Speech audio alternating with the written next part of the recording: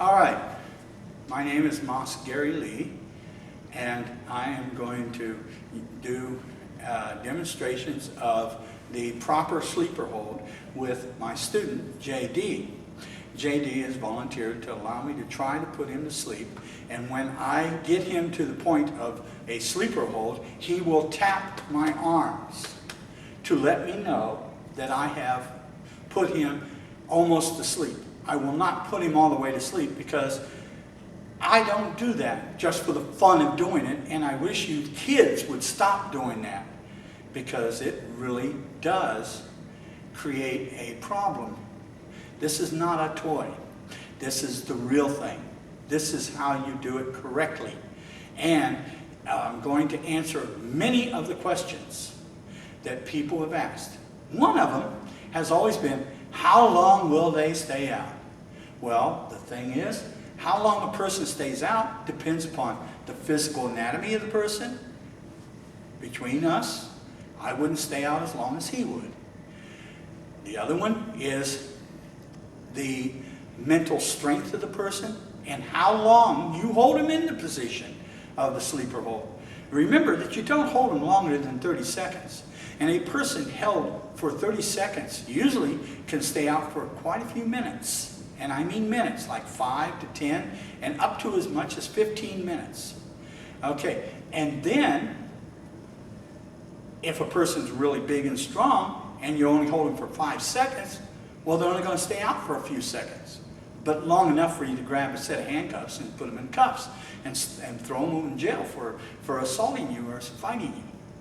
But this is a self-defense move. This is not an aggressive move. This is how you control people that are hurting other people or intend to hurt you. All right, now, the first one we're going to do is the normal front to back. Right? That way. Front to back means I'm fronting his back. To put him to sleep, I am going to go ahead and reach over. Now, the thing is, he's tall, so reaching over, I got to like this and come up. But no, we don't do that. What we do is we reach up with our left hand or right hand, whichever one you're going to use for the sleeper. You don't reach up with it. You reach up with the opposite hand, grab the shoulder, and pull back. Now look how easy it is to put him in the sleeper hold. Okay, the other one, let's say he's really tall. Go ahead and turn around. Okay, he's really tall, and I may have a hard time, like I'm down here. What I do is I step with my foot right behind the knee, push in on the knee, and pull him down to my size to put him in the sleeper hold. Does everybody understand how that works? Reach up. You can also reach up with both hands and pull. Reach across and put your sleeper hold on. Okay, now I'm going to turn around and face the opposite direction. Now, I'm actually going to follow through with the sleeper hold. Let's back up towards the wall a little bit more so they can see more. All right, now, what I'm going to do is I'm going to do first the one-hand grab, reach over, bring the arm up. You notice that the palm of my hand here, or the heel of it, is pressing against the wrist. Not the hand. The hand folds. The hand moves. So you want the solid part of the wrist, not the arm, because you don't get as much strength on it. This way. And now I'm going to put the hold on him. You see when he tapped? That was telling me that I actually had him on the edge of going to sleep. That is the way you're supposed to do it. Not put him to sleep. If I put him to sleep, I'm responsible for him. That means that if he goes and passes out, I am not supposed to do this. Now, he's going to tap, and then I'm going to keep the hold, but I'm not going to hold it tight so that he'll fake that he passed out. Then I'm going to show you 2 ways that you can handle this. The first one's the wrong way. Okay.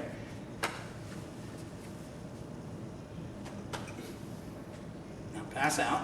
Okay. And then I go. Now that hurt, didn't it? You bump your head, you can get up. But you bump your head, you smack on the floor, you do all kinds of things to a person that way. You can actually cause concussions and damage to the body. Somebody else could walk up and kick him or something. No, when you put a person to sleep, and I got him in his hold, and I've got him, and I put him to sleep, and he goes limp. Okay, I gently rock back on one leg and let him down to the floor and lay him down. Now you can't see him, but the whole idea is now I'm responsible for him. Wave to the people. Okay, I'm responsible for him. And by that, I mean nobody can hit him again while he's unconscious because he's going to blame me. I put him to sleep. Believe me, the way people lawsuit today, you do not want to make those kind of mistakes. All right, now, after that, you've seen me do the reversed, the back. Okay, now I'm going to do it with the, like he's taller than me, or too tall for me. All right, I step into the back of the knee, pull him back to me, and put him to sleep. Okay, now there is another way to put a person to sleep from the front.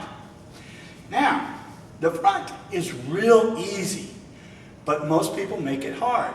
Okay, the first thing is you take and place the palm of your right hand into the shoulder, the little cup that's on the side of the shoulder, just before the shoulder joint. And you press in, at the same time with your left hand, reach over the top and pull on the left shoulder. I mean the right shoulder, his right shoulder. And then your hand automatically comes up, sits into the position, and you close it off. Okay, now, done at full speed. Okay.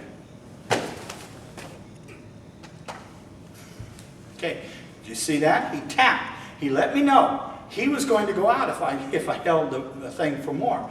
Now, he can tell you, how bad does that hurt you? When it comes to the sleeper hold, the areas where you will actually feel the pressure will be on the sides of your neck, where the two veins are. And what that's doing is cutting oxygen off for a temporary moment before you pass out. The good thing about the sleeper hold is that this area here is not compressed or it's not tightened, so you're still breathing, so you're still getting oxygen to the brain, rather than keeping the blood from going to the brain. So that way the person, when you do the sleeper hold, they won't suffocate. I was wanting you to explain to him how you felt after you've had the sleeper hold on you. It does feel a little tender on the sides, but when it comes to this area here, I don't feel anything at all. So if you were to do this to somebody, they won't feel it here, but they'll definitely feel it here. Okay, and the other thing is that feeling only lasts for maybe a day at the most, the tenderness on the throat. And it doesn't damage any bones, the larynx, the neck itself. And the most it does is it causes pressure. And that's all. And that pressure is a ghost. It stays there for maybe a day. The longest I've ever put somebody to sleep only took 2 days for it to go away. Okay, and by the way, I have put people to sleep for up to 15 minutes. But I don't think I've ever really put you to sleep. But the people that I have, I think you've talked to a couple people in the school that did get put to sleep. I believe so. Okay, and they said that they didn't even know they were out, did they? True. Okay, so you get the idea. The sleeper hold, once they lose consciousness, everything blanks. At that point, you put them to sleep. Then, when they wake up, they still think they're in that fight or whatever they were doing before they went to sleep. They don't know they've been asleep. That's how good this technique is. So remember, you're in charge of that body when you do that. And that front move is so quick. If you do it correctly and just press and pull, your arm just rotates right into the position. And it can be done left-handed or right-handed. As a matter of fact, I'm going to trust him to put me to sleep. But you're not going to put me out, because I'm going to tap. When I tap, you stop. And that's the thing. You give that safety sign. Tapping is telling me you're going to go out. Okay, now you can go ahead and put me to sleep. Now, because I'm taller than him, You know the things he's got to do. I'm going to get down closer to the wall here. Okay, so they can see what you're going to do.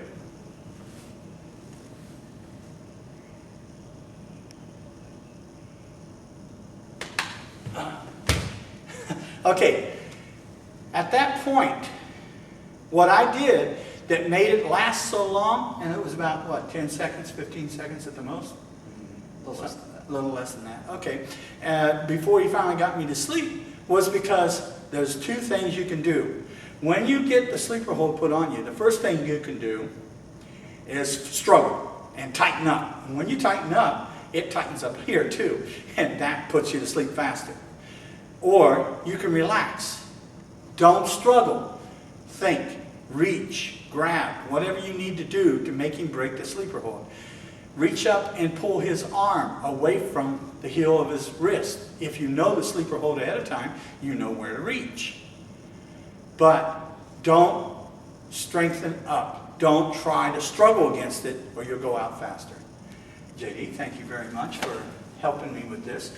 And I hope that all of you have learned from us and will do a lot better and stop using this for fun. This is not a fun thing to do. It is a self-defense thing to do. Thank you very much.